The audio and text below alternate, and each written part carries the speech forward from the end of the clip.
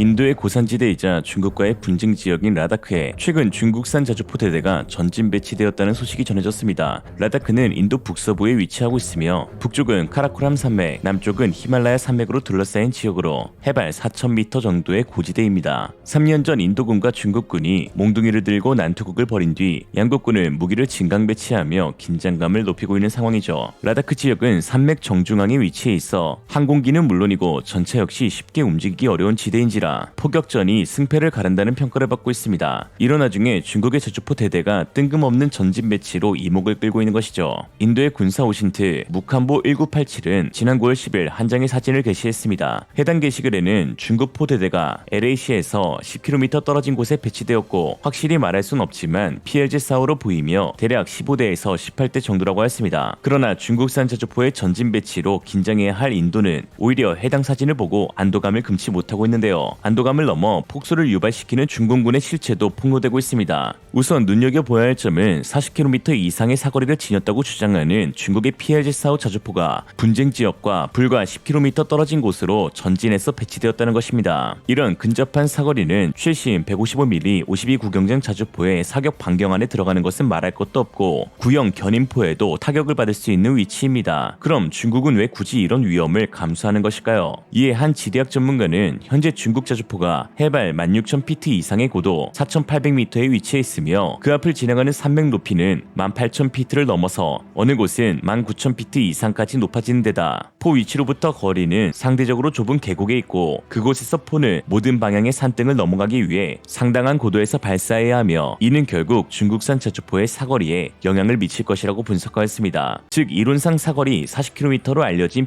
PLJ-4호가 정작 실전 투입되어서는 반경 10km 이내에 배치될 수밖에 없었다는 것이죠. 이는 중국산 자주포가 4,000m가 넘는 고지대에서는 실제 성능의 25%밖에 발휘하지 못한다는 것이 증명된 것입니다. 물론 모든 무기체계가 고지대 운용에 어려움을 겪겠지만 특히 중국산 자주포는 재원 성능과의 차이가 심각한 것인데요. 고산지대에서는 갑작스러운 난기류와 날씨 변화가 빈번하게 발생하여 포의 사격 정확도에 영향을 미칠 수 있으며 포의 사거리와 사격 궤적에도 영향을 줄 수 있습니다. 특히 낮은 온도와 더불어 낮과 밤의 기온차가 크다는 점도 자주포 운용에 불리하게 작용하죠. 포의 발사 파이로테크니스 및 화약은 온도에 민감하며 온도 변화는 발사 에너지와 탄약의 성능에 영향을 미치기 때문입니다. 그러나 한편으론 고지대는 대기 압력이 낮고 공기 밀도가 감소하여 대기에서의 저항을 줄여줄 수 있기 때문에 오히려 포탄이 더 멀리 날아갈 수 있는데요. 그럼에도 불구하고 중국산 자주포가 이전보다 더 가까운 거리에 배치된 것은 결국은 형편없는 사격 정확도에 따른 결과라고 볼 수 있습니다. 낮은 공기 밀도는 포를 더 멀리 더 빠르게 보내기도 하지만 이러한 외부 요인으로 인해 포탄의 비행 경로를 추적하기 어려워 정확성을 크게 낮추게 됩니다. 이는 중국산 자주포의 고질적인 반동 문제와 결합되어 사실상 10km 이내에서 발사하지 않으면 정확한 사격을 할 수 없게 만드는 것이죠. 중국산 자주포는 발사 시 반동을 잡지 못해 차체가 뒤로 밀리는 모습까지 보입니다. 발사 후 차체가 이렇게 흔들리는 건 곡사화기로서의 가치가 1도 없음을 의미하는데요. 포병 사격은 직사가 아닌 포물선 형태의 곡사 방식입니다. 즉 길게는 40km 밖의 표적을 맞춰야 하기 때문에 매우 정밀한 계산과 조작이 필요하죠. 이에 포병은 정밀한 사격을 위해 도가 아닌 밀리라디안, 줄여서 밀이라는 단위를 쓰는데 1도가 무려 17.7mm입니다. 자주포 사격 시 이 1mm를 살짝 틀면 1km 밖의 탄착점은 1m가 이동하게 됩니다. 그러니 아주 조금이라고 느껴지는 1도를 틀어버리면 1km 밖에서는 17m의 오차, 40km 밖에서는 680m의 오차가 발생하는데 고작 1도의 차이에서 생겨나는 것입니다.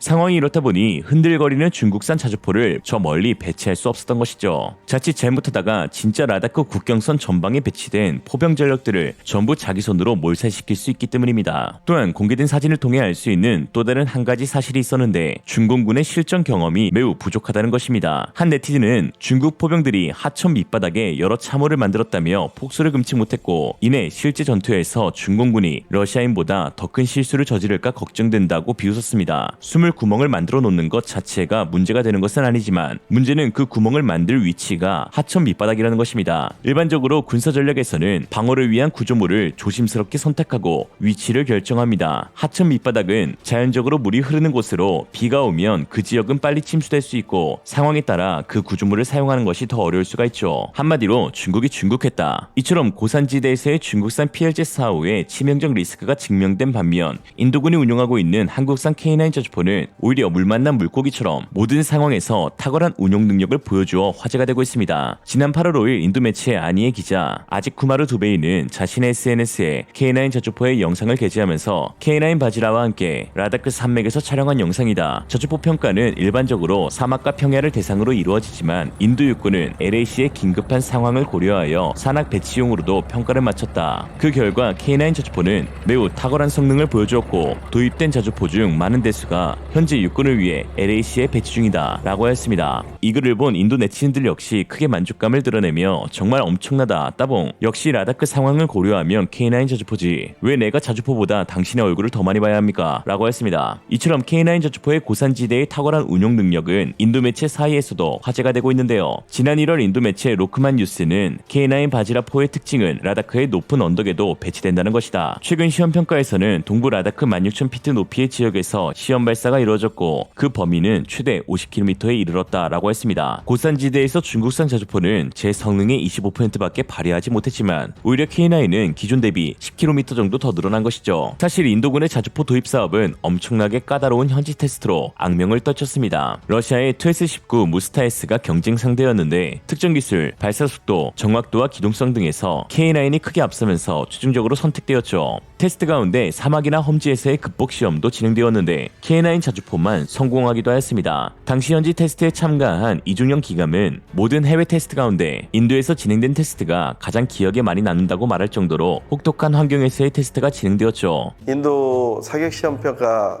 그때 기억이 참 많이 남습니다. 모래바람 날리고 하는 데서 인도군이 요구하는 시험 절차 하나하나를 전부 다 패스했습니다. 러시아 자주포와 비교 시험 평가를 해서 그게 또 더 부담이 됐었던 것 같습니다. 실제 지금 시험하면서 가장 기억에 남는 거는 등판 시험이 있었습니다. 사막에 있는 언덕인데 사막 언덕을 인도군에서 여기에서 여기까지 원하는 대로 올라가라 이런 시험이 있었습니다. 근데 경쟁하는 자주포는 성공하지 못하고 계속 몇 번의 실패 끝에 포기를 했고 저희도 바로 성공하지는 못했지만 여러 군데 도전하다가 결국은 그 등판을 성공하면서 거기에서 합격을 받았을 때 그때 정말 지금도 가슴 뭉클해지면서 그게 기억이 많이 남는 것 같습니다. 에스토니아도 그리고 노르웨이도 지금 제가 영상에서 많이 봤습니다. 그쪽에서도 이번에 코로나를 뚫고 역경을 뚫고 납품을 성공해서 그걸 가지고 첫 훈련을 하면서 정말 만족해하고 그리고 장비 성능 좋다 할 때 너무 기분이 좋습니다. 제가 생각하는 자주포계에서는 탑에 있다고 생각합니다. 그 밑에 급들은 따라오지도 못하죠. 비교 자체가 안 되지 않겠습니까? 좀 건방진가요? K9이 전 세계적으로 불리는 이름이 있습니다. 수출명은 썬더입니다. 썬더. 인도, 노르웨이 이런 모든 곳에서도 그런 류의 신들의 이름을 붙이고 있습니다. 신급인 존재라고 저는 생각합니다. 다양한 기후와 험지를 보유하고 있는 대한민국에서 통하는 무기체계는 노르웨이의 설원, 인도의 고산지대, 이집트의 사막 등 모든 곳에서 운용이 가능한 전천후 자주포입니다. 특히 인도군은 K9 자주포를 도입한 이후 한 차례 실전 경험까지 치렀는데요. 그 이후 K9 자주포의 성능에 크게 만족하며 200문의 추가 도입도 논의 중에 있습니다. 2019년 인도와 파키스탄 국경 분쟁 당시 K9 자주포 10문과 파키스탄의 SH-15 차륜형 자주포가 맞붙었습니다. SH-15는 중국산 PCL 181 자주포의 수출형이죠. 그리고 결과는 K9 자주포의 압승으로 끝났습니다. 그 뒤 중국 역시 라다크 지역에 무한 궤도형 자주포 PLJ-45를 배치했는데 결국 오늘날 이 꼴이 난 것입니다. 한편 최근 K9 자주포의 성능 개량형 K9A2가 11일부터 진행되는 영국 방산 전시회 DSEA에서 공개되었습니다. K9A2 모델은 탄약과 장전을 완전 자동으로 장전할 수 있어 분당 9발 이상 신속한 사격이 가능하고 2명의 탄약수가 줄어 현 5명의 운용 인원을 3명으로 줄일 수 있게 되었습니다. 되었습니다. 또 기존 스틸 궤도 대신 복합 소재 고무 궤도를 장착해 진동, 소음까지 줄여 안정적으로 장거리 주행을 할 수 있게 되었습니다. 이미 전 세계 70%의 시장 점유율을 차지하고 있는 K9 자주포이지만 영국에 수출되는 것은 또 다른 큰 의미가 있는데요. 영국의 MFP 사업이 영국 주력 자주포 AS90을 대체해야 할 차세대 자주포를 선정하는 사업이기 때문입니다. AS90은 1992년에 등장한 자주포로 K9 자주포와 비슷한 시기에 개발된 자주포이며 당시만 해도 포탑 설계에서 최고의 기술들이 적용되었습니다. 특히나 영국은 FH70, SP70, AS90으로 이어지는 155mm 자주포 독자 기술도 보유하고 있는 국가이기에 이러한 영국이 정식으로 K9A2를 주력 자주포로 도입하게 된다면 이는 세계 최고의 자주포가 K9A2임을 증명하는 것이라고 할 수 있죠. K방산을 선택한 가장 큰 이유는 정치적 이유가 아닌 성능이었다는 것이 입증되는 것입니다. 반면 대부분 정치적 이유로 선택된 C방산은 도입된 국가에서 각종 말썽을 일으키면서 C방이라는 소리가 절로 나오게 만들고 있습니다. 일례로 FA50과 경쟁을 벌이고 있는 중국산 JF17은 도입한 국가들 사이에서 사용할 수 없는 쓰레기라는 오명을 받고 있는데요. 파키스탄은 146대 JF-17을 보유하고 있지만 현재 이 기체 대부분은 비행이 불가능한 상태입니다. 또한 중국을 믿고 JF-17 11대를 샀던 미얀마에서는 군 최고 사령관 미나웅 흘라잉이 기자회견을 통해 미얀마 공군의 JF-17 가운데 어느 하나도 제대로 날 수 있는 것이 없다며 중국 측의 대응책을 요구하기도 했죠. 현재 미얀마군은 JF-17 모든 기체에 전투 부적합 판정을 내렸다고 했습니다. 특히 중국제 A사 레이더인 KLJ-7A1은 탐지거리가 200km가 넘는다고 하였지만 실제로는 표적을 제대로 탐지하지 못하고 이에 기본적인 공대공 전투조차도 수행하지 못하며 기체 강도도 약해 공중 기동 후 동체에 잦은 균열이 발생한다고 했습니다. 나이지리아 역시 세대의 JF-17을 구매해 2021년 모두 인수하려 했는데 현재 2세대 모두 가동이 중단된 상태입니다. 당초 최대 40대의 JF-17을 구매하려 했지만 시범 운용 이후 추가 구매 계획이 전부 폐기되었다고 하였죠. 이 세 국가의 공통점은 모두 친중 정책을 펼치며 중국의 1대1로 핵심 거점이라는 것입니다. 즉 전투기 자체의 성능보다는 중국과의 정치적인 이유로 또 그 관계로 인해 구매까지 이어지게 된 것이죠. 그러나 방위산업은 국가의 안보와 직결된 일이기에 피해는 고스란히 국민들이 보게 될 것입니다. 진짜 울고 싶은 것은 정부가 아니라 국민들인 것이죠. 이에 중국산 장비를 도입한 국가의 네티즌들은 도대체 우리는 왜 이렇게 운이 없는 거냐, 구매하는 무기마다 결함을 일으킨다 라며 하소연하고 있는 상황입니다. 오늘의 한 줄 평, 운이 없는 게 아니라 눈이 없는 거다. 이상으로 리얼리즘이었습니다. 여러분의 생각은 어떠신가요? 현명하고 지혜로운 여러분의 의견을 지금 댓글에 남겨주세요. 감사합니다.